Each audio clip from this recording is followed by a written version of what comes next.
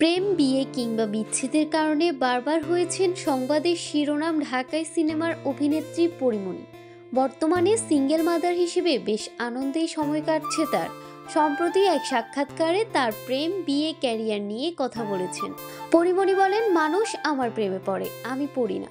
নায়কদের সঙ্গে প্রেম হয় না, একজনের সঙ্গে হয়েছিল, বাচ্চা হওয়ার পরে সব শেষ। এসব নিয়ে আমার অনুশোচনা হয় না। খুব সাধারণ জীবনযাপন করার চেষ্টা করি। আমার পাশে সেরকম কোনো মানুষ নেই যে কাঁধে হাত রেখে সান্ত্বনা দিবে যখন কান্না করি। আমার নিজে নিজে কান্না বন্ধ করতে হয়। অভিনেত্রী বলেন, যদি বুঝতাম আমরা কি চাই তাহলে জীবনটা অনেক সাজানো গোছানো থাকতো, কোনো ভুল থাকতো না। আমি মরে যাইনি, পাগল হয়ে যাওয়ার কথা ছিল উল্লেখ করে এই অভিনেত্রী বলেন, অনেক কিছুই ঘটেছে আমার সঙ্গে, তবে আলহামদুলিল্লাহ কোনো আফসোস নেই।